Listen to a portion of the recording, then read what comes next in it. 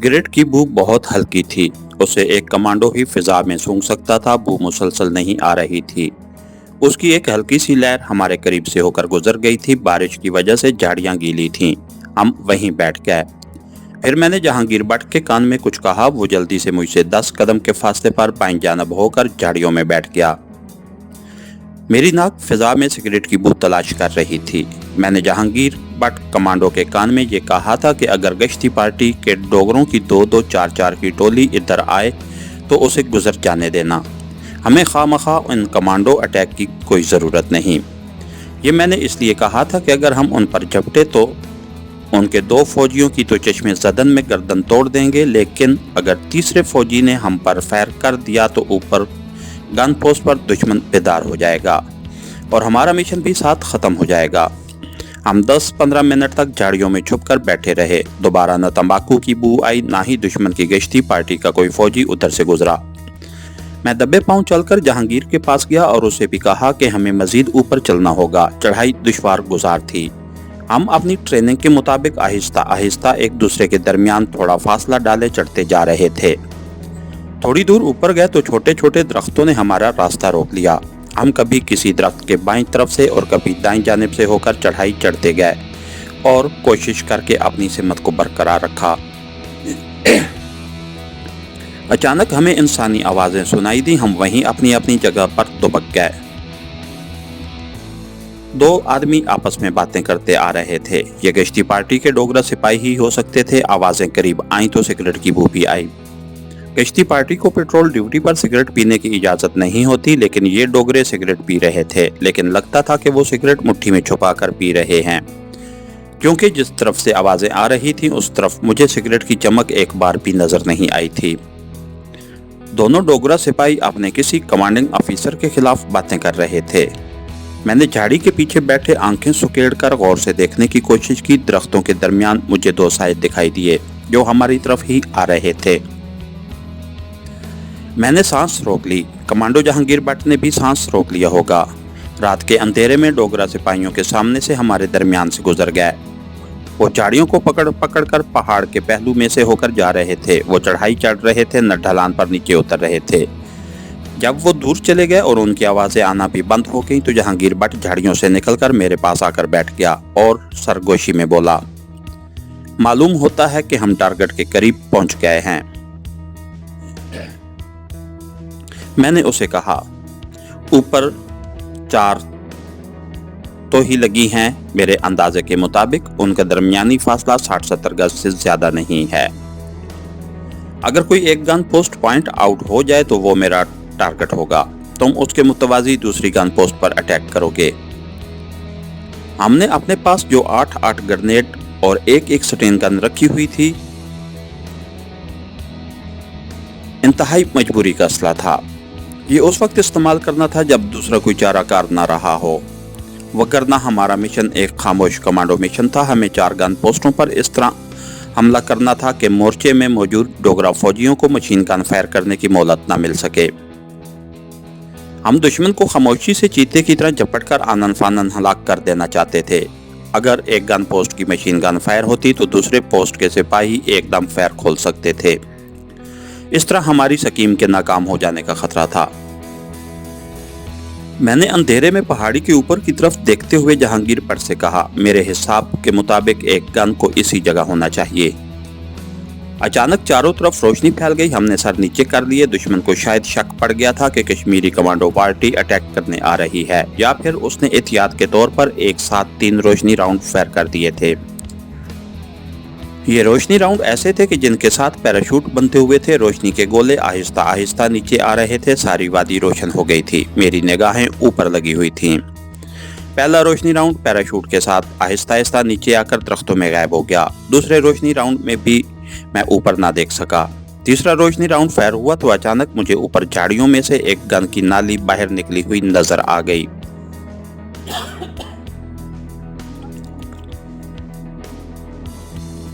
मैंने जहांगीर भट्ट का कंधा हिलाकर इशारे से ऊपर गन की नाली या बैरल दिखाया। उसने खुश होकर आहिस्ता से कहा, दोस्त, ये मीडियम गन की नाली है। या अल्लाह, ये तेरा करम है।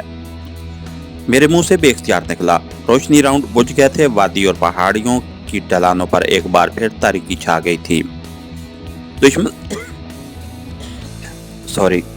दुश्मन ने रोशनी राउंड की रोशनी में हमें तो नहीं देखा था, मगर हमने दुश्मन की 4 तोपों में से एक तोप को देख लिया था।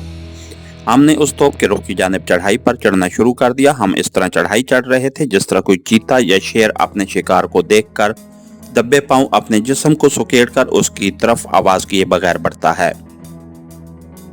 हम सांस भी बड़ी आहिस्ता से ले रहे थे। हम तोप के बंकर के करीब आ गए थे, मगर हमें पता नहीं था। पता उस वक्त लगा जब अचानक गन पोस्ट के बंकर में से किसी सिपाही ने दूसरे को आवाज दी और उसे कुछ कहा जो हमारी कुछ में ना आ सका। ये आवाज सुनते ही हमने अंधेरे में अपने अपने कमांडो चाकू निकाल लिए। ग्रेनेड हमारी जैकेट की जेबों में थे। स्टेन गन को हमने पीठ पर इस तरह डाल रखा था कि चलते वक्त उसकी हल्की सी आवाज भी पैदा ना हो। चाकू निकालते ही मैंने जहांगीर भट्ट को गन पोस्ट की दाईं जानिब ऊपर जाने का इशारा किया और हम दोनों अलग अलग होकर ऊपर रेंगने लगे। चढ़ाई पर रेंगना हिम्मत तलब काम था और हिम्मत हमारे पास मौजूद थी। फासला डालकर झाड़ियों की जड़ों को पकड़ पकड़ कर ऊपर की तरफ रेंग रहे थे। तारीकी में मुझे ऊपर कोई 10-15 गज के फासले पर मीडियम गन की नाली बंकर से बाहर निकली हुई नजर आई। ये नाली जहांगीर भट्ट ने भी जरूर देख ली होगी, क्योंकि वो मेरे मुतवाजी मुझसे 7 गज के फासले पर ऊपर की तरफ रेंग रहा था। हम झाड़ियों को पकड़ पकड़ कर इस तरह रेंग रेंग कर चढ़ाई चढ़ रहे थे कि जरा सी भी आवाज पैदा ना हो। इस काम की हमें सख्त ट्रेनिंग दी गई थी।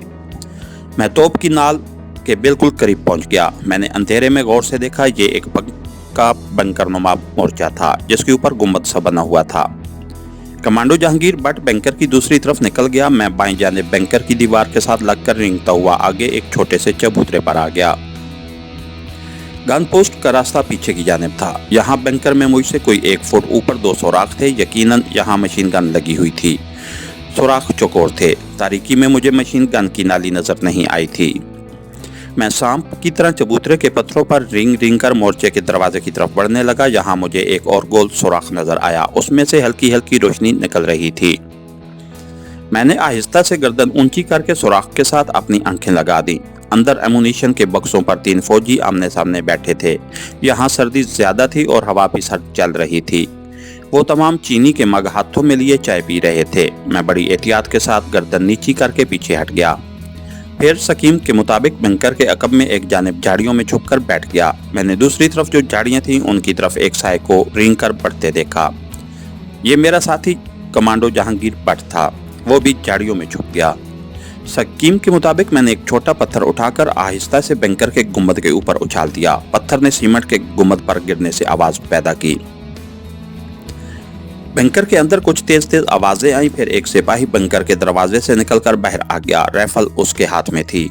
उसके चलने के अंदाज से जाहिर होता था कि ये बात उसके ज़हन में नहीं है कि वहाँ कोई कश्मीरी कमांडो भी हो सकता है। वो गालिबन यही समझ रहा था कि दरख्त के ऊपर से कोई शाख या फल टूटकर बंकर के छत पर गिरा है। फिर भी वो मोहतात जरूर था। वो बंकर की दूसरी तरफ घूमकर खड़ा हो गया। उसने आवाज दी, इधर कौन है? इस दौरान मैं झाड़ियों के पीछे से रेंगता हुआ उसके अकब में आ गया था। मैंने उस पर रेंग कर डोगरा सिपाही के अकब में आया था। मुझे यकीन है कि सांप के रेंगने की आवाज पैदा हो सकती थी, मगर मेरी मामूली सी आहट भी नहीं हुई थी।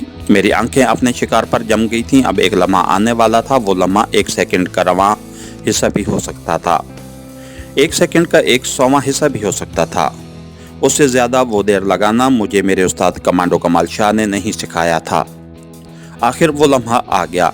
जैसे ही डोगरा अपने बंकर की तरफ मुड़कर जाने लगा, मैं उस पर छलांग लगाकर उसकी गर्दन अपने दाएं बाजू के शिकंजे में लेकर बाएं हाथ वाला चाकू उसकी गर्दन पर पूरी ताकत से फेर चुका था।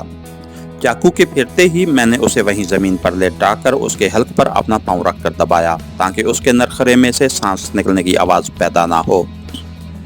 इस ऑपरेशन में 1 सेकंड से भी कम वक्त लगा था। डोगरा फौजी की लाश बंकर के अकब में जमीन पर पड़ी थी। मैं उसकी लाश को पांव से पकड़कर घसीटता हुआ झाड़ियों में ले गया और नजरें एक बार फिर बंकर के दरवाजे पर लगा दी। कोई 10-15 सेकंड के बाद एक और डोगरा सिपाही बंकर के दरवाजे पर आ गया। राइफल उसके हाथ में नहीं थी, बल्कि सलिंग के साथ उसके कांधे से लटक रही थी। इस दूसरे डोगरे ने पहले डोगरे का नाम लेकर उसे गाली दी और फिर पूछा कि वो किधर मर गया है। जब उसके मरे हुए साथी ने उसे कोई जवाब न दिया तो वो मेरी तरफ आने की बजाय दूसरी तरफ चला, जिधर झाड़ियों में मेरा साथी कमांडो जहांगीर भट्ट का हाथ लगाए बैठा था। मैंने इस दूसरे डोगरा सिपाही को जहांगीर भट्ट वाली झाड़ियों की तरफ जाते देखा। उसके बाद गहरी खामोशी छा गई। मैं जहांगीर भट्ट की तरबियत के कमाल पर उसे दाद दिए बगैर न रह सका। वो अपना काम कर चुका था। सकीम के मुताबिक उसे दूसरे डोगरे को हलाक करने के बाद मेरे पास आ जाना था। अंधेरे में एक साया झाड़ियों में से निकलकर तेजी से मेरी तरफ बढ़ा। ये कमांडो जहांगीर भट्ट था। वो मेरे पास आकर बैठ गया। कमांडो नाइफ खुला हुआ अभी तक उसके हाथ में था। उसने घास पर चाकू को रगड़कर डोगरा फौजी का खून साफ किया और सरगोशी में कहा, अंदर सिर्फ एक ही है। हाँ, मैंने बगैर आवाज के सरगोशी में जवाब दिया। हम दोनों की निगाहें बैंकर के दरवाजे पर लगी थीं, जिस पर नुमदा गिरा हुआ था। उसके पीछे हल्की रोशनी थी। मैंने जहांगीर भट्ट को इशारा किया। हम दोनों अलग अलग होकर गीली घास पर पेट के बल रेंगते हुए बैंकर की तरफ बढ़े और फिर उसके दरवाजे की दोनों जानिब बैंकर की पुख्ता दीवार के साथ लगकर खड़े हो गए। खुले चाकू हम दोनों के हाथों में थे। बंकर के अंदर जो कोई भी डोगरा फौजी अकेला रह गया था। उसे अपने दो साथियों के लिए बाहर निकलना ही था। चुनांचे ऐसा ही हुआ। जैसे ही उसने दरवाजे पर पड़ा हुआ नमदा उठाया, हमने उसे वहीं दबोच दिया।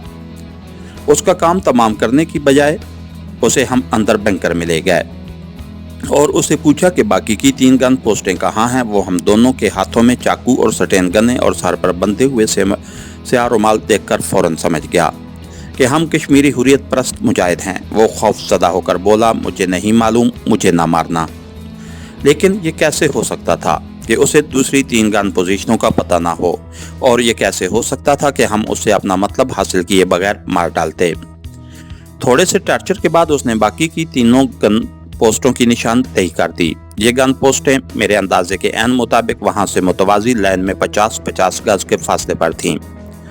उसके बाद हम उसे मोर्चे से निकालकर बाहर ले आए। मैंने उसकी गर्दन को एक झटका दिया और उसका भी काम तमाम कर दिया। मोर्चे के अंदर मशीन गन भी लगी हुई थी। मीडियम गन के एमुनीशन के 6-7 बॉक्स भी पड़े थे। दूसरे असला के बॉक्स भी थे। इस डोगरा फौजी से हमने ये भी मालूम कर दिया था कि नीचे जो पेट्रोल गश्त कर रही है वो किस पोस्ट की है। उसने बताया था कि वो 3री गन पोस्ट की टीम है। वहां से हम दूसरी गन पोस्ट की तरफ चल पड़े। वो भी हमें मिल गई, जो वहां से 50-60 गज के फासले पर बाईं जानिब थी। रात के अंधेरे और खामोशी में हम अपने टारगेट पर पहुंच गए। ये तोप भी पुख्ता बंकर के मोर्चे में थी। बाहर सन्नाटा तारी था। दरवाजे पर नमदार लटक रहा था। तोप का बैरल बाहर निकला हुआ था। सर्दी काफी बढ़ गई थी। सर्द हवा चल रही थी। हमने बंकर के एक सुराख में से बड़ी एहतियात के साथ देख लिया कि अंदर दुश्मन के 4 फौजी मौजूद थे। यहाँ हमें किसी को बाहर निकालने की जरूरत नहीं थी। हमें अपनी मतलूबा मालूमात हासिल हो चुकी थी। हम सटेन गन्ने लेकर एकदम से बंकर में दाखिल हुए और जाते ही फायर खोल दिया। 4 फौजी खून में लथपथ इधर उधर गिरते हुए तड़पने लगे। यहाँ से हम 3री गन पोजीशन पर गए। वहाँ भी हमें उसी तरह चार्ज करके अंदर मौजूद डोगरा फौजियों को हलाक करना था, मगर हम बंकर के दरवाजे पर ही नीचे थे कि गश्ती टीम के फौजी अचानक एक तरफ से निकल आए। उन्होंने हमें ललकारा। हमने फायर खोल दिया। बंकर के अंदर से भी फौजी मशीन गन्ने लेकर बाहर निकल आए। अब हमारे पास दूसरा कोई रास्ता नहीं था। हमने ऊपर तले 3 ग्रेनेड फेंके। 3 धमाके हुए और पेट्रोल पार्टी के फौजियों और बंकर में से बाहर निकलकर जो सिपाही आए थे उनके परखचे उड़ गए। ग्रेनेड के धमाकों ने 4थी गन पोस्ट के सिपाहियों को चौकन्ना कर दिया। वहां से रोशनी के राउंड फायर हुए और साथ ही हम पर गोलियों की बौछारें आईं। हम जमीन पर बैठ गए। पहाड़ों में रोशनी राउंड के फायर होने से दिन निकल आया था। मैंने जहांगीर भट्ट को इशारा किया। वो दौड़कर गन पोस्ट के दरवाजे पर गया और एक तरफ लेटकर उसने अंदर पिन निकालकर 2 ग्रेनेड लटका दिए। उसके साथ ही हम दोनों पीछे की जानिब झाड़ियों में भागने लगे। हम बमुश्किल थोड़ी दूर ही गए थे कि गन पोस्ट में 2 धमाके हुए। ये हमारे 2 ग्रेनेडों के धमाके थे। मुझे तीसरे खौफनाक धमाके का इंतजार था, जो बंकर के अंदर तोपों के एमुनीशन के फटने से होना था। बंकर के दरवाजे का पर्दा उड़ गया था। अंदर से धुआं निकल रहा था। मैंने जहांगीर से कहा, दूसरी और पहली गन पोस्टों की तरफ डबल से। मुझे मालूम था कि अभी गन पोस्ट के अंदर से एमुनीशन फटने वाला है। हम दूसरी गन पोस्ट के बंकर की तरफ अंधेरे में दौड़ पड़े। 4थी गन पोस्ट की तरफ से बराबर फायरिंग हो रही थी। गोलियां हमारे ऊपर से गुजर रही थीं। फिर एक धमाका हुआ। ये ऐसा धमाका था कि पहाड़ हिल गया। हम हवा के शदीद दबाव से 3-4 गज आगे गिर पड़े। मैंने पीछे मुड़कर देखा, गन पोस्ट के बंकर में से आग के शोले उठ रहे थे। छोटे छोटे धमाके जारी थे। हम उठकर दूसरी गन पोजीशन पर आए, यहाँ भी 2 ग्रेनेड बंकर के अंदर डाले और जितनी तेज दौड़ सकते थे पहली गन पोजीशन की तरफ दौड़ने लगे। हम अभी आधे रास्ते में थे कि एक भयानक धमाके ने सारी पहाड़ी इलाके को लरसा दिया। हम जमीन पर लेट गए थे। दूसरी गन भी साफ हो गई थी। अब हम पहली गन पोजीशन में आए, उसका बंकर भी खाली पड़ा था। रोशनी राउंड बार बार आसमान और जमीन को रोशन कर रहे थे। हमें पहली गन पोजीशन साफ नजर आ रही थी। हमने उस बंकर में ग्रेनेड फेंके और दौड़कर एक झाड़ी के पास जमीन पर औंधे होकर लेट गए। यहाँ कोई धमाका न हुआ। मैंने उठते हुए कमांडो जहांगीर भट्ट से कहा, यहाँ से निकल चलो, ग्रेनेड नहीं चले। हम उठे और पहाड़ी बकरों की तरह ढलान की झाड़ियों में छोटी छोटी छलांगे लगाते नीचे उतरने लगे। हम झाड़ियों से उलझ रहे थे, गिर रहे थे, मगर उतराई उतरते चले जा रहे थे। चौथी गन पोस्ट की तरफ रोशनी राउंड छोड़े जा रहे थे। मशीन गन की फायरिंग भी बराबर हो रही थी। इतने में ऊपर बड़ा जबरदस्त धमाका हुआ। एक बिजली सी चमक गई और बंकर की ईंटें और पत्थर हमारे आगे जाकर गिरे। हमारे दोनों ग्रेनेडों ने कुछ देर बाद ब्लास्ट होकर एमुनिशन के बक्स उड़ा दिए थे। साथ ही गन पोस्ट भी उड़ा दी गई थी। अचानक चौथी तोप गरज उठी। उसने गोलाबारी शुरू कर दी, मगर उसके गोले हमारे ऊपर से गुजरकर नीचे वादी और पहाड़ियों पर गिरकर फट रहे थे। हम रास्ता बदलकर दूसरी तरफ हो गए। कमांडो जहांगीर भट्ट आगे आगे था। पहाड़ की ढलान से उतरकर हम जरा आराम लेने के लिए एक जगह बैठकर ऊपर देखने लगे। रोशनी राउंड फायर होना बंद हो गया। चौथी तोप बराबर थोड़े वक्फे के साथ शेलिंग कर रही थी। ऊपर चोटी के पहाड़ी ढलान पर 3 जगहों से जहां गन पोजीशनें थी, वहां से अभी तक आग के शोले उठ रहे थे। छोटे असले के फटने की आवाजें भी गूंज रही थीं। जहांगीर भट्ट ने कहा, दोस्त, एक गन पोजीशन तबाह होने से बच गई। मैंने कहा, यह गन अब यहाँ नहीं रहेगी, उसे यहाँ से हटा दिया जाएगा, फिक्र न करो। थोड़ी देर बैठने के बाद हमने वादी में वापसी का सफर शुरू कर दिया। जब हम वादी से निकलकर खड्ड में उतरने लगे तो चौथी तोप की गोलाबारी रुक गई थी। जब हम खड्ड में से गुजरते हुए बाहर निकले तो पीछे मुड़कर एक निगाह पहाड़ की तरफ डाली। तबाहशुदा तोपों की तीनों पोजीशनों में मौत की खामोशी तारी थी। उनमें से धुआं जरूर उठ रहा होगा जो रात की तारीकी में हमें दिखाई न दिया।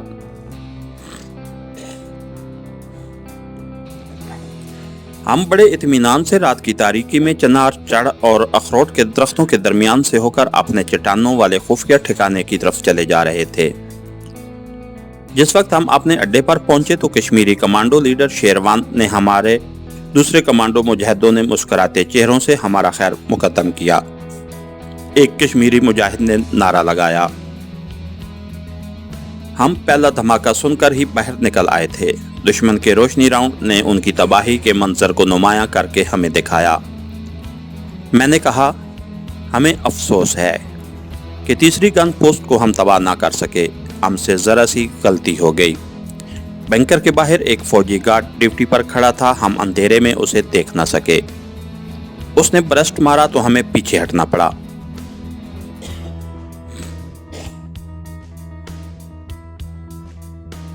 कमांडो शेरवान ने भी मेरी बात दोहराते हुए कहा, यह अकेली गन वहां से हटा दी जाएगी।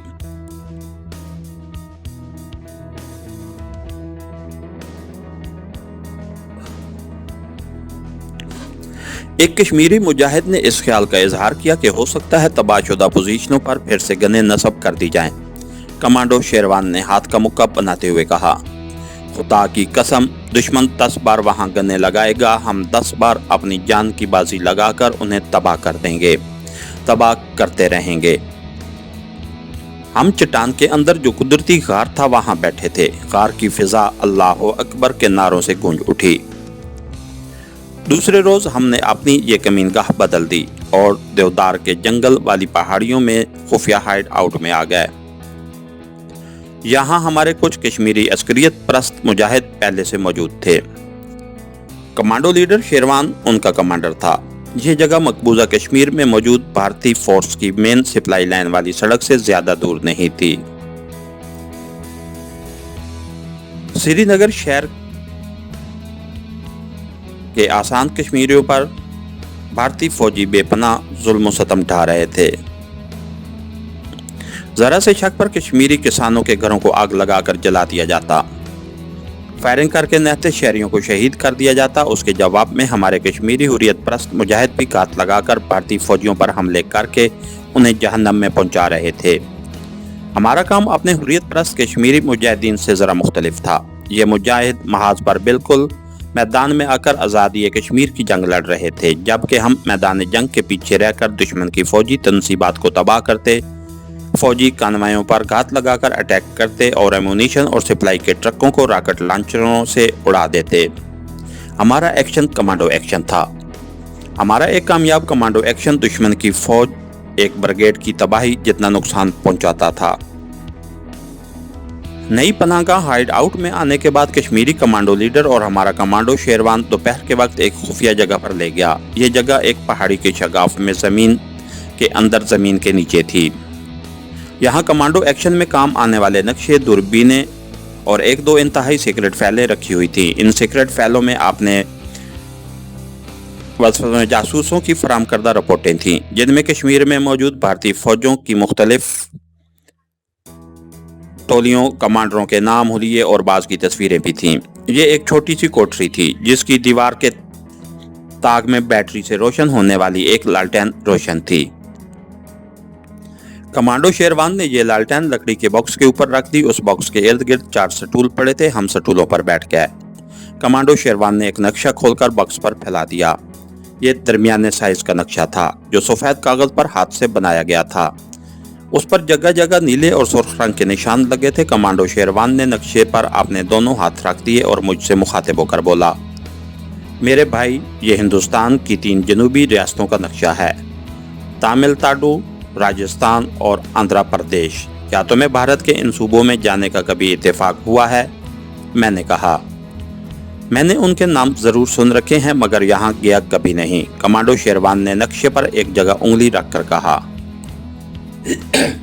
यह भारत के शुमाल मगरबी सूबे राजस्थान का एक अहम मकाम बलारा है।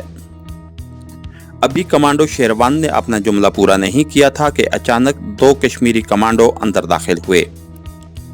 एक अटेंशन होकर राइफल लिए दरवाजे में खड़ा हो गया। दूसरा कश्मीरी जबान में बड़े तेज तेज लहजे में बातें करने लगा। कमांडो शेरवान एकदम से उठ खड़ा हुआ। उसने मेरी तरफ देखा और बोला, मेरे साथ आओ। हम जेरे जमीन तहखाने से जल्दी जल्दी बाहर निकल आए। कमांडो शेरवान ने अपने बॉडीगार्ड से उर्दू में पूछा, कमांडो जहांगीर बट कहाँ है?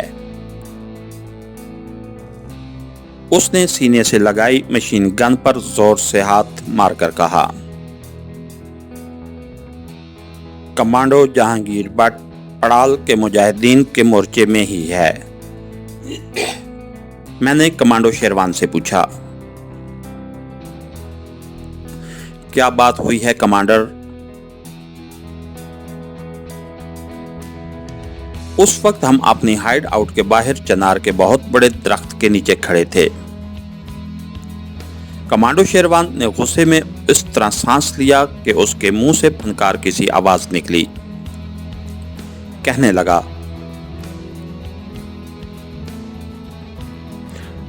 पड़ाल के पहाड़ी गांव में भारतीय फौजियों ने हमला करके मकानों को नजरे आतिश कर दिया है। 4 मुजाहिद शहीद हो गए हैं। भारतीय फौजी एक कश्मीरी मुजाहिद और गांव की 2 मुसलमान लड़कियों को पकड़कर ले गए हैं।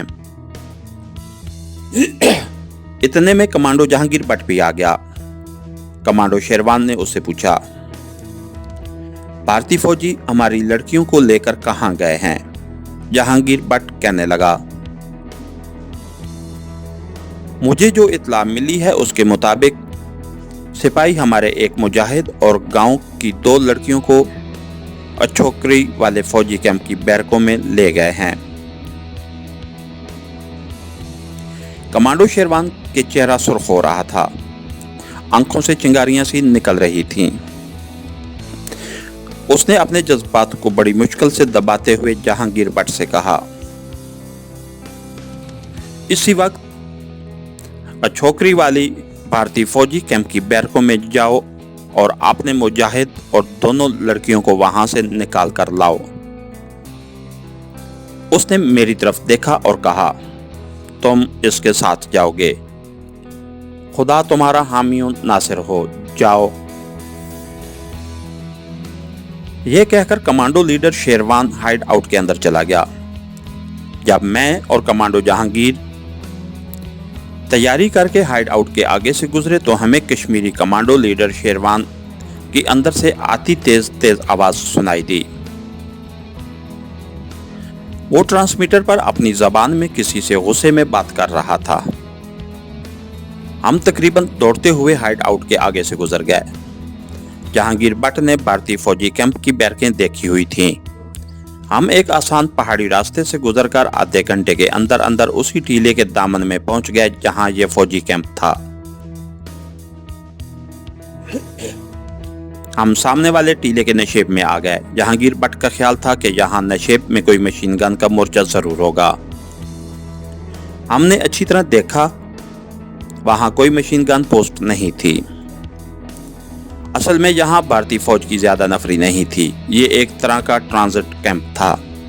आमने सामने दो पक्की बैरकें थीं, दरमियान में एक तरफ एक फौजी ट्रक और एक जीप खड़ी थी।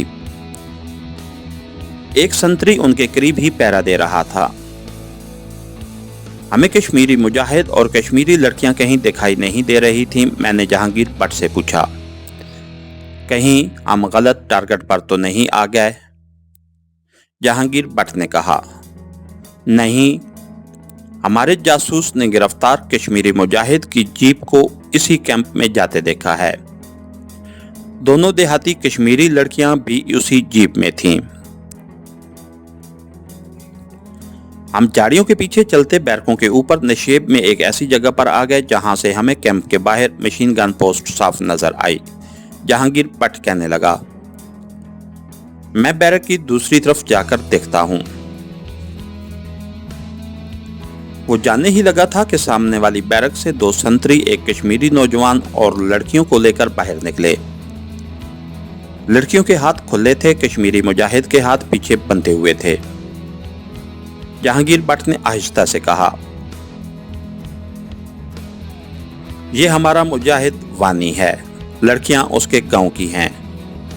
ये उन्हें कहां ले जा रहे हैं? मेरी नजरें भारतीय फौजियों पर जमी हुई थीं। वो कैदियों को सामने वाली बैरक से ले गए। जहांगीर भट्ट ने मुझे इशारा किया। ये इशारा एकदम से अटैक करने का था। हमने ही स्कीम बनाई थी कि अचानक ग्रेनेडों से हमला करके स्टेन गनों के फायर की बौछार और कैंप में अफरा तफरी फैलाई जाए और अपने आदमियों को निकाल कर ले जाएं। हमारे पास 12-12 ग्रेनेड थे। अचानक कैंप में धमाका हुआ। ये मार्टर गोले का धमाका था जो कैंप के ऐन दरमियान में उन फौजियों पर गिरकर फटा था जो बैरक से बाहर आ रहे थे। उनके परखचे उड़ गए। उसके साथ ही कैंप पर मार्टर गोले बरसने लगे और पोस्ट तबाह हो गई।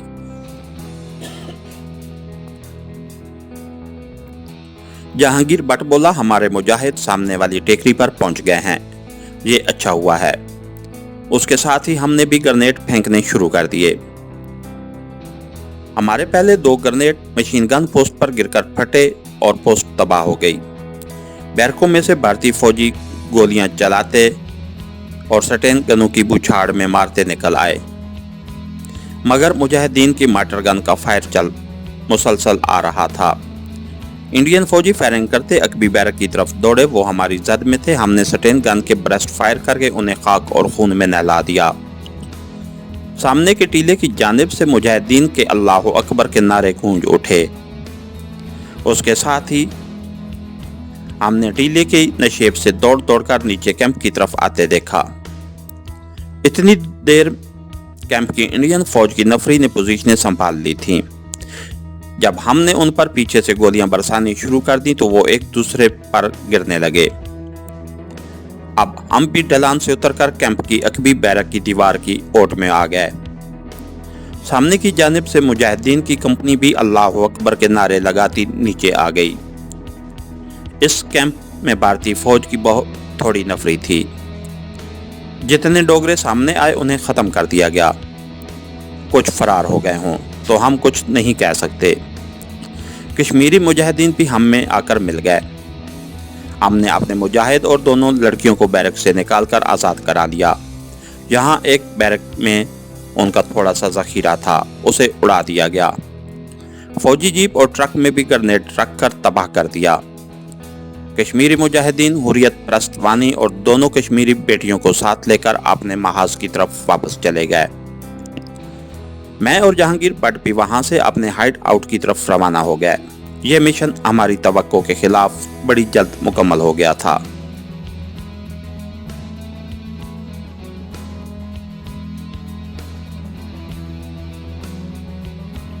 हाइड आउट में जाकर कमांडो लीडर शेरवान को पूरी रिपोर्ट दी तो वो बहुत खुश हुआ।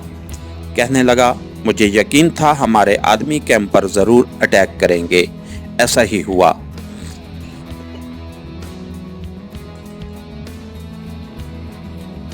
भारतीय हुकूमत को पता ही नहीं कि वो जिस कश्मीरी कौम के हक खुद इरादियत को कुचलना चाहती है, वो अपने वतन की आज़ादी के लिए 500 साल से जंग लड़ रही है। आखिर फतह कश्मीरियों की होगी। इस रात कश्मीरी मुजाहिद लीडर कमांडो शेरवान ने मेरे साथ एक बड़ी अहम मीटिंग की।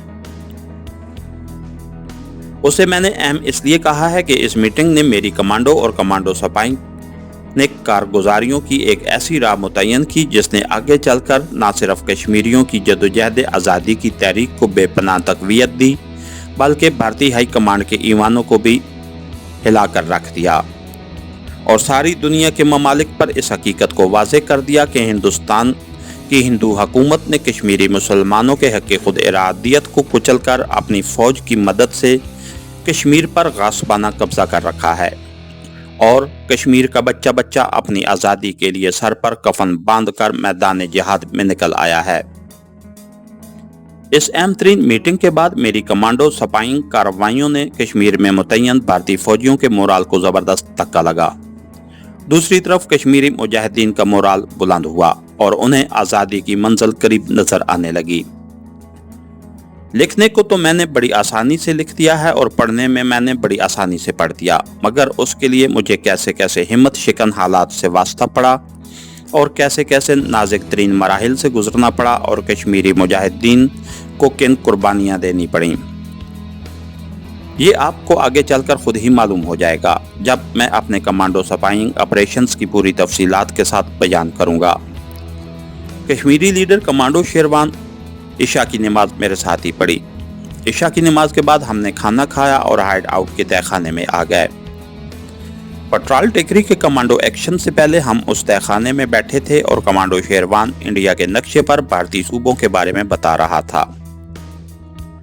मेरा ख्याल था कि वो दोबारा वही नक्शा खोलकर इंडिया के मुख्तलिफ सूबों की बाबत तफसीलात से आगाह करेगा, लेकिन उसने नक्शे की बजाय जेब से एक छोटी सी सब्ज रंग की पॉकेट बुक निकाली। बड़ी एहतियात से उसके वर्क उल्टा कर कुछ पढ़ता रहा, फिर पॉकेट बुक मेज पर रख दी और आहिस्ता आहिस्ता मेज पर उंगली बजाने लगा।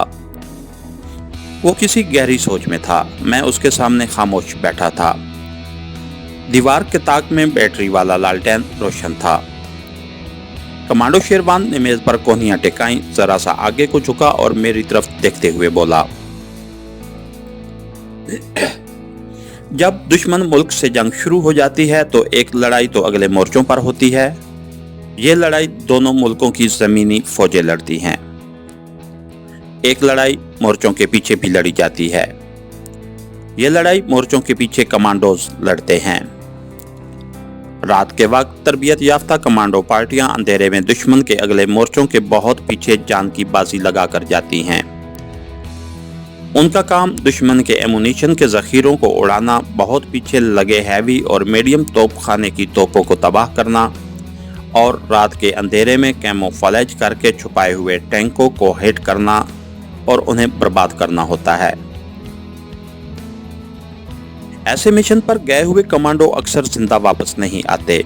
वो अपने मुल्क की आबरू बचाने के लिए अपनी जानें कुर्बान कर देते हैं, लेकिन दुश्मन को इतना जबरदस्त नुकसान पहुंचाते हैं कि आमने सामने की जंग में 1000 फौजियों की नफरी में इतना नुकसान नहीं पहुंचा सकती, लेकिन एक जंग उससे भी पीछे लड़ी जाती है। ये तीसरी जंग दुश्मन के मुल्क में जाकर उसकी नाक के नीचे बैठकर लड़ी जाती है। ये तीसरी जंग सिपाही यानी जासूस लड़ते हैं। वो दुश्मन के घर में जाकर बैठ जाते हैं और अपनी जहानत, आला तरबियत और फौलादी आसाब की मदद से दुश्मन की फौजों के ऐसे अहम राज अपने हेडक्वार्टर को पहुंचाने में कामयाब हो जाते हैं कि जंग का नक्शा ही पलट जाता है और बाज़ औक़ात दुश्मन को शिकस्त भी हो जाती है।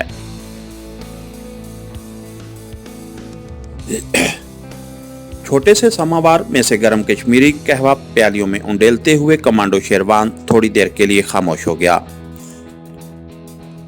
वो जो बातें मुझे बता रहा था, मुझे न सिर्फ इन बातों का बखूबी इल्म था, बल्कि कमाल शाह और गुल खान ने मुझे उसकी ट्रेनिंग भी दे रखी थी।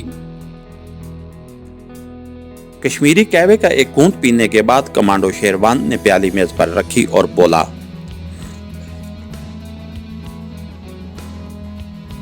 मुझे यकीन है कि जो बातें मैंने बयान की हैं उनसे तुम बखूबी वाकिफ हो, और मेरी इत्तलाह के मुताबिक तुम मोर्चों के पीछे रात के अंधेरे में लड़ी जाने वाली कमांडोज की जंग और दुश्मन के मुल्क में उसके घर में बैठकर लड़ी जाने वाली खामोश जंग की ट्रेनिंग भी ले चुके हो। मैं ठीक कह रहा हूं ना? मैंने इस बात में सर हिलाया। कमांडर शेरवान उठकर तहखाने के कच्चे फर्श पर टहलने लगा, फिर मेज पर आकर बैठ गया और मुझसे मुतवज्जे होकर कच्चे फर्श पर टहलने लगा। फिर मेज पर आकर बैठ गया और मुझसे मुतवज्जे होकर कहने लगा, कश्मीर का बच्चा बच्चा, जवान, बूढ़ा और खवातीन भारतीय काबिज फौज के खिलाफ एक तरह से कमांडो जंग ही लड़ रहा है, क्योंकि हमारी कोई बाकायदा फौज नहीं है। हमारे कश्मीरी मुजाहिद दुश्मन को भी बर्बाद कर रहे हैं और खुद भी शहीद हो रहे हैं। यूं हम अपने खून से आज़ादी के चिराग को रोशन रखे हुए हैं। इसका मुशाहिदा तुम खुद भी कर चुके हो, लेकिन हमारे पास ऐसे तरबियत याफ्ता कमांडोज की तादाद बहुत कम है जो दुश्मन के अकब में जाकर उसको कारी ज़रब लगा सके।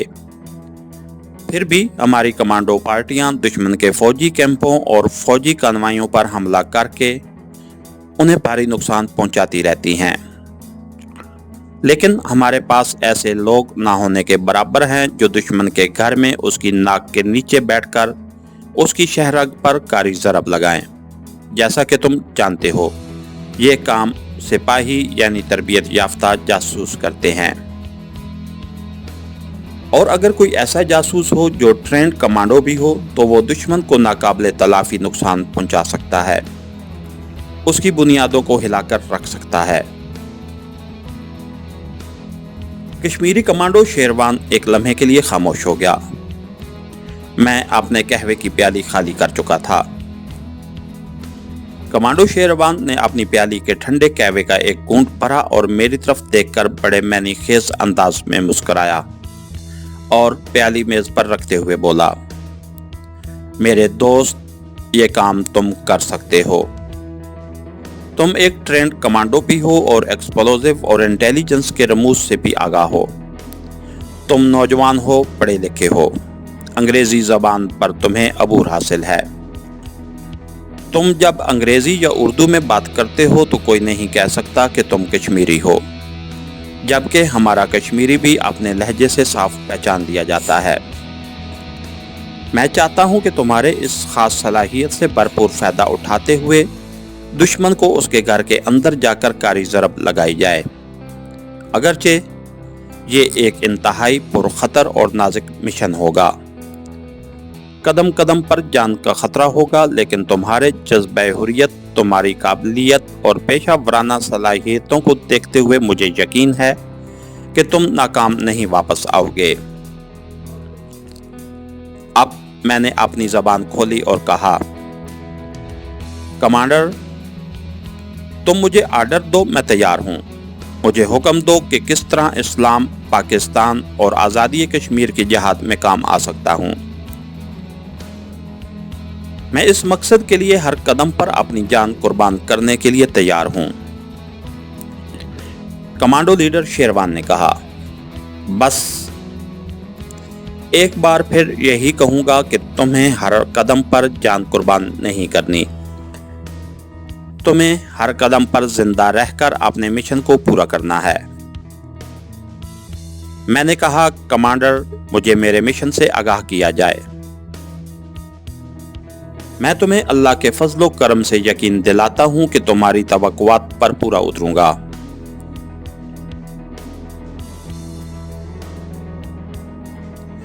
अब कमांडो लीडर शेरवान ने मेज पर उल्टी रखी हुई पॉकेट बुक उठाई, उसके कागज पर लिखी हुई तहरीर को गौर से पढ़ा और पॉकेट बुक बंद करके मुझसे मुखातिब हुआ।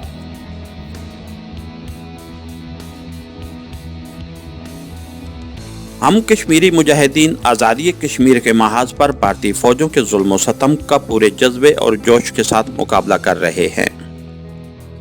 हमारी कोई प्रोफेशनल फौज नहीं है। हमारे पास कहीं से असला भी नहीं आता। हम दुश्मन के एमुनीशन जखीरों पर शबखून मारकर उसी का असला उसके खिलाफ इस्तेमाल करते हैं। मगर मुसीबत ये है कि हमें महदूद वसाइल और महदूद नफरी के मसाइल का सामना करना पड़ रहा है, जबकि दुश्मन के पास ना जंगी मटेरियल की कमी है, ना फौज की नफरी की। हम उसका एक एमुनीशन डिपो उड़ाते हैं तो वो उसकी जगह दूसरा एमुनीशन डिपो बना लेता है। उसकी 2 गनें बर्बाद करते हैं, उनकी जगह वो फौरन नई गनें लाकर कमी पूरी कर देते हैं। हम घात लगाकर उसके 10 फौजी हलाक करते हैं तो उनकी जगह फौरन दूसरे फौजी आ जाते हैं। भारतीय हाई कमांड के पास कश्मीर में मरवाने के लिए फौजों की कमी नहीं है। हिंदुस्तान की सारी फौज को ना तुम तबाह कर सकते हो, ना मैं अकेला तबाह कर सकता हूं। इस वक्त जरूरत इस बात की है कि उसके दिमाग के आसाबी मरकज पर ज़रब लगाई जाए, जो कश्मीर के फौजी मामलात को कंट्रोल करता है।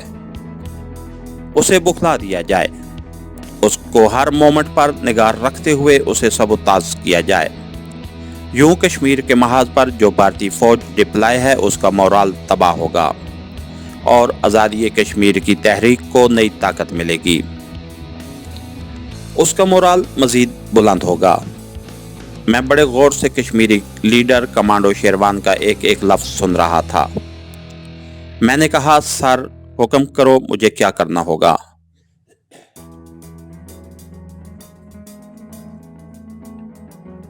मैं उस वक्त एक्टिव कमांडो की हैसियत से बोल रहा था। कमांडो शेरवान कहने लगा, ये मैंने तमहीद बांधी थी, अब मैं असल बात की तरफ आता हूं। तुमने शायद रा का नाम नहीं सुना या शायद सुना हो। हकीकत यह है कि मेरे लिए ये नाम बिल्कुल अजनबी था। इन दिनों हिंदुस्तान में इंदिरा गांधी की हुकूमत थी और भारत की खुफिया एजेंसी रा का नया क़याम अमल में आया था।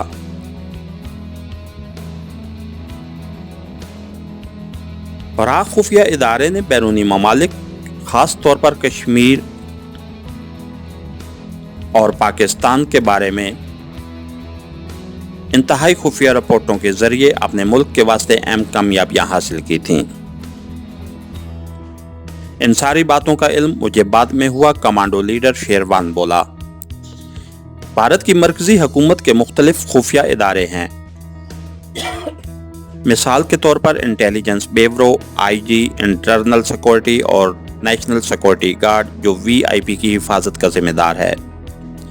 बॉर्डर सिक्योरिटी फोर्स BSF और स्पेशल ब्रांच CID, ये महकमे वजारत दाखिला के मातहत हैं। उनके अलावा वजारत खजाना के खुफिया इदारे DRI और NIB हैं। मिलिट्री इंटेलिजेंस, मेरीटाइम इंटेलिजेंस और एयर फोर्स इंटेलिजेंस वजारत दिफा के मातहत हैं। लेकिन रा का खुफिया इदारा बराह रास्त वजीर आज़म इंदिरा गांधी के मातहत है और उसका हेड ऑफिस कैबिनेट सेक्रेटरीट में है। रा मुखफ़िफ है रिसर्च एंड एनालिसिस विंग का। ये खुफिया इदारा भारतीय हुकूमत का एहसाबी मरकज़ है। ये इदारा हुकूमत को हर किस्म की मुल्की और गैर मुल्की सरगर्मियों की रिपोर्टें मुहैया करता है और इन रिपोर्टों की रोशनी में दुश्मन मुल्क के अंदर दहशत गर्दी और तखरीब कारी के प्रोग्राम तैयार किए जाते हैं। कश्मीर में रा की सरगर्मियां बहुत महदूद हैं क्योंकि यहाँ भारत अपने फौजी यूनिट धड़ाधड़ चौंक रहा है और दहशत गर्दी और तखरीब कारी का सारा काम भारतीय फौज अंजाम दे रही है, जिसका मुकाबला कश्मीरी मुजाहिद अपनी जानों का नजराना देकर हर महाज पर कर रहे हैं। इस वक्त कश्मीर के हर महाज पर हम मुजाहिदीन का गलबा है और इंडियन फौज को हमारी गुरीला सरगर्मियां जबरदस्त नुकसान पहुंचा रही हैं। हमारी इत्तलाआत के मुताबिक भारतीय हुकूमत ने रा के तामुन से पाकिस्तान में दहशत गर्दी और तखरीब कारी का एक बड़ा लंबा और ख़तरनाक प्रोग्राम वज़ा किया है, बल्कि पाकिस्तान के कई शहरों में रा के भेजे हुए खुफिया दहशत गर्दों ने अपनी तखरीबी कार्रवाइयाँ शुरू भी कर दी हैं। उससे भारतीय हुकूमत का मकसद पाकिस्तान के सियासी और इक़्तिसादी इस्तेहकाम को नुकसान पहुँचाना है। दूसरे इंडिया की हुकूमत ये समझ रही है कि पाकिस्तान कश्मीरी मुजाहिदीन की मदद करता है, हालांकि ये बिल्कुल गलत बात है। तुमने खुद देख लिया है कि हम अपनी आज़ादी की जंग अपने महदूद वसाइल में रहकर खुद ही लड़ रहे हैं। हमारे पास जो असला है वो दुश्मन के एमुनीशन के ज़ख़ीरों से छीना हुआ असला है। हम दुश्मन की गोलियां उसके सीने में उतार रहे हैं। कमांडो शेरवान एक लम्हे के लिए चुप हो गया। मैं भी पूरी तवज्जो और खामोशी से उसकी बातें सुन रहा था, जो मेरे लिए इंतहाई अहम और बिल्कुल नई हैं। शेरवान कहने लगा, कश्मीर अफेयर्स के बारे में भारतीय फौजी हाई कमांड को भी यही खुफिया इदारा रा ही तमाम तर खुफिया मालूमात मुहैया कर रहा है और इन मालूमात को सामने रखकर कश्मीर में भारतीय फौजी यूनिट भेजे और डिप्लॉय किए जाते हैं। मैं चाहता हूं कि तुम भारतीय दारुल हुकूमत दिल्ली में बैठकर किसी तरह इस खुफिया इदारे तक रसाई हासिल करो और कश्मीर में इंडियन यूनिटों की सरगर्मियों के बारे में हमें पूरी मालूमात दो। ये मालूमात तुम रेडियो ट्रांसमीटर के जरिए खुफिया कोड में हम तक पहुंचा दोगे। मैंने कमांडो शेरवान से पूछा, क्या मुझे दिल्ली पहुंचकर गुल खान से राब्ता कायम करना होगा? कमांडो शेरवान ने नफी में सर हिलाते हुए कहा, नहीं, गुल खान ने तुम्हें जितना कुछ बताना था बता चुका है। अब तुम एक दूसरे आदमी से मिलोगे। उस आदमी का ताल्लुक ना पाकिस्तान से है और ना वो इंडिया का कोई पेशावर जासूस है। ये शख्स भारत में रहने वाला दूसरे मुसलमानों की तरह एक मुसलमान है। भारत में बसने वाले दूसरे करोड़ों मुसलमानों की तरह उसके सीने में भी इस्लाम की शमा रोशन है और वो मुखालिफ हवाओं के थपेड़ों में भी इस चिराग को रोशन रखे हुए है। तुम उस आदमी को जाकर मिलोगे। ये मर्द मुजाहिद मुझे कहाँ मिलेगा? मेरे इस सवाल के जवाब में कमांडो शेरवान ने मुझे उस भारतीय मुसलमान का नाम एड्रेस बताया, जो मैं जाहिर नहीं करूँगा। मैं उसका फर्जी नाम शेर अली रख लेता हूँ। कमांडो शेरवान ने कहा कि शेर अली अंग्रेज़ों के ज़माने की हिंदुस्तानी फ़ौज की सिग्नल कोर में रह चुका है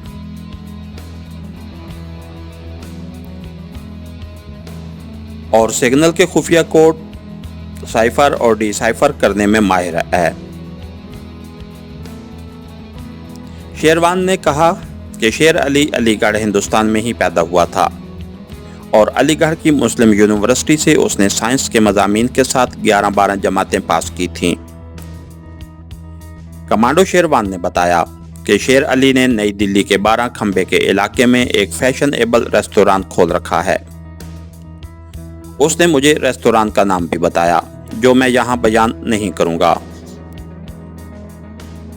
तुम दिल्ली जाकर शेर अली से मिलोगे। वो तुम्हें खुद बताएगा कि तुम्हें क्या करना है और वो तुम्हारे लिए क्या कर सकता है। जिस रोज तुम यहाँ से दिल्ली के लिए रवाना होगे, मैं उसे खुफिया कोड में वायरलेस पर तुम्हारा नाम और तुम्हारी रवानगी की इत्तला कर दूंगा। तुम्हें एक खास खुफिया जुमला भी बताऊंगा जो तुम उसके आगे जाकर बोलोगे, जिसके जवाब में वो भी एक खास जुमला बोलेगा। बहरहाल अभी तुम्हें मीर साहब के पास कम अज़ कम 3 माह रहकर हिंदुस्तान के मुख्तलिफ सूबों, उनके कल्चर और ख़ास तौर पर हिंदू देवमाला और संस्कृत ज़बान के बारे में इब्तदाई तालीम हासिल करनी होगी।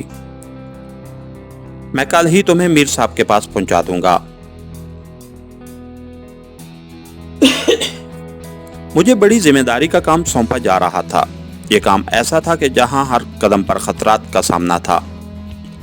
कमांडो एक्शन में तो एक खास मिशन पर जाना होता है जो ज्यादा से ज्यादा 4-6 घंटों में मुकम्मल हो जाता है।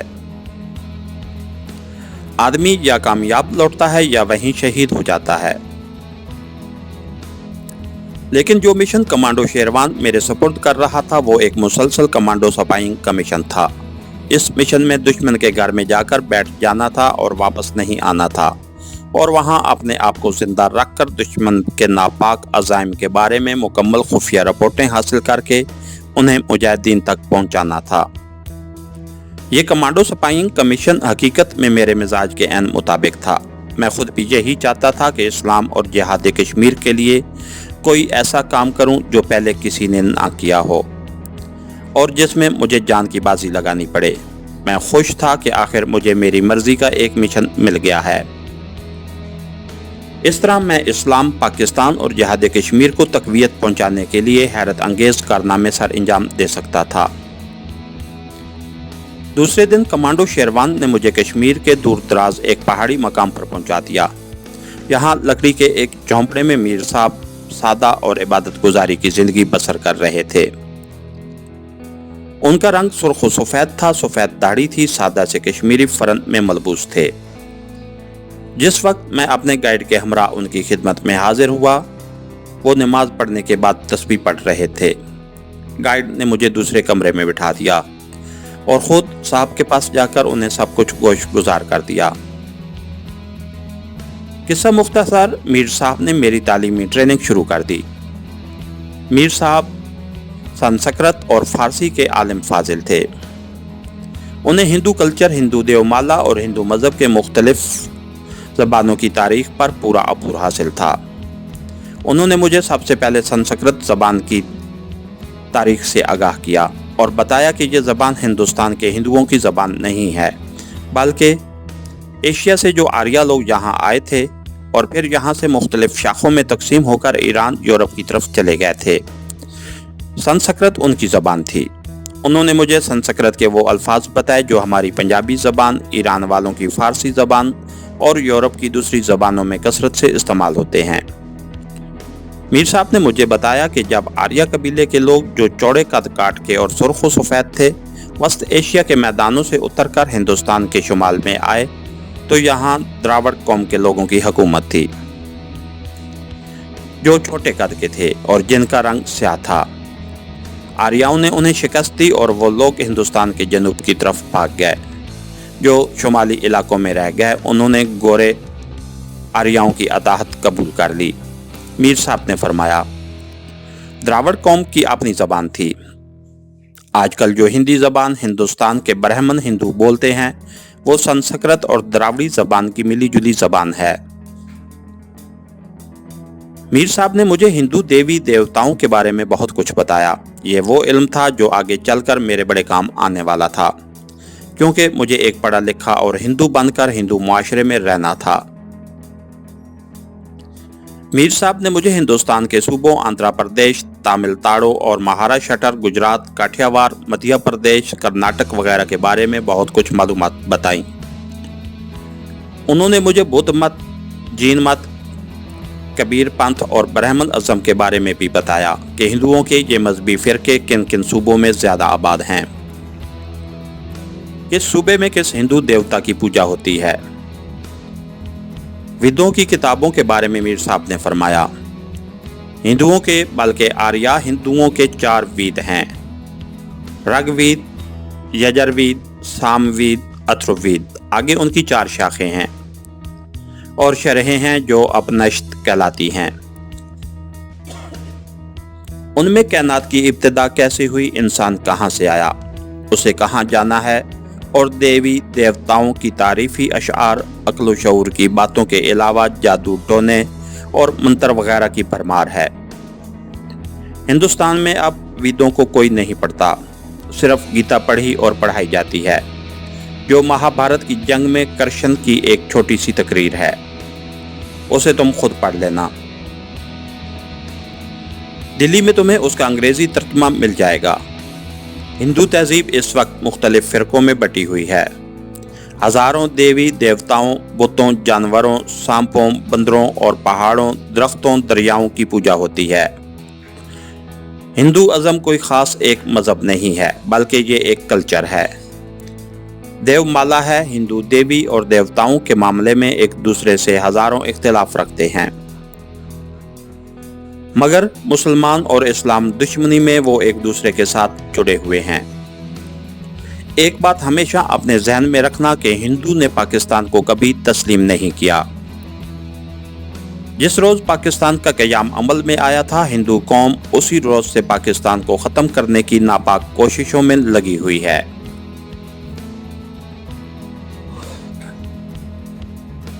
मैं 3 माह मीर साहब के पास रहा। जब वापस कमांडर शेरवान के पास आया तो हिंदू अज़म और हिंदू कौम की ज़हनियत और उसकी देवी देवताओं की देवमाला के बारे में इतनी मालूमात हासिल कर चुका था कि खुद कमांडर शेरवान को भी मालूम नहीं था।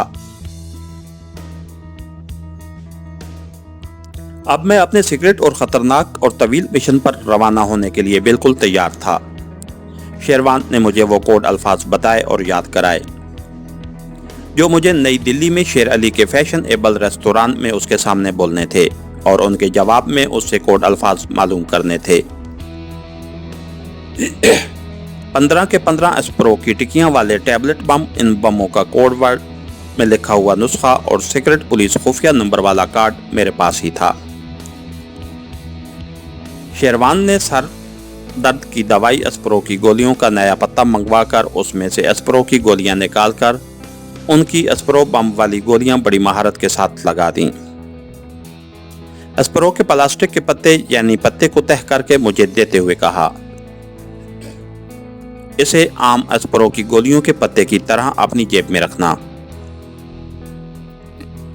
कोई पूछे तो कह देना कि मेरे आधे सर में कभी कभी दर्द होता है, डॉक्टर ने कहा है कि एस्प्रो की एक गोली खा लिया करो। इन टैबलेट बमों के तैयार करने का जो नुस्खा है उसको तह करके अपनी जैकेट की अंदर वाली जेब में खुफिया पुलिस के खास नंबर वाले कार्ड के साथ ही रख लो। तुम्हें अब किसी कमांडो चाकू और पिस्तौल वगैरह की जरूरत नहीं है। हमारा आदमी तुम्हें बस स्टैंड तक छोड़ने तुम्हारे साथ जाएगा, आगे तुम खुद सफर करोगे। हाँ, एक बात का खास ख्याल रखना, दिल्ली पहुंचने के बाद खुद गुल खान से मिलने की कोशिश ना करना। हाँ, किसी मुश्किल में फंस जाओ तो उससे मदद हासिल कर सकते हो, क्योंकि अब तुम जिस मिशन पर जा रहे हो उसकी रहनुमाई शेर अली करेगा। इसके बाद कमांडो शेरवान ने मुझे अपने बटुए में से शेर अली की एक तस्वीर निकाल कर दिखाई जो पासपोर्ट साइज की थी। ये एक उधेड़ उम्र आदमी की तस्वीर थी जिसके नक्श और आंखें बड़ी चमकदार थीं। दाढ़ी मूंछ गायब थी, सर के बाल सफेद हो रहे थे। ये हमारे मर्द मुजाहिद शेर अली की तस्वीर है। ये हैरत अंगेज खूबियों वाला आदमी है, ये तुम्हें वहां जाकर मालूम हो जाएगा। इसकी शक्ल अपने जहन में बिठा लो। फिर शेरवान ने मुझे शेर अली के नए दिल्ली वाले फैशनेबल रेस्तोरां का नाम बताया और वहां से उठते हुए कहा, मैं आज रात शेर अली को वायरलेस पर तुम्हारे बारे में पैगाम पहुंचा दूंगा। तुम्हारी रवानगी की तारीख कल तय होगी। उसके साथ ही हम तहखाने से बाहर आ गए। बाहर आए तो पता चला कि बर्फ गिर रही थी। मालूम हुआ कि बर्फ आधी रात के बाद गिरना शुरू हुई थी। हम सो गए। सुबह उठे तो बर्फ गिरना बंद हो गई थी। सर्दी बहुत शदीद थी क्योंकि सर्द हवा चलने लगी थी। मैंने नाश्ता कमांडो शेरवान के साथ गार में ही किया। वो कहने लगा, नीचे मैदानों में इतनी सर्दी नहीं होगी जितनी यहाँ कश्मीर की वादी में है। फिर भी जैकेट के नीचे बंद गले वाला स्वेटर पहन लेना। उस वक्त दिन के 9 बज रहे थे। इतने में मेरा गाइड आ गया। वो भी कश्मीरी मुजाहिद था, मगर आम कपड़ों में था।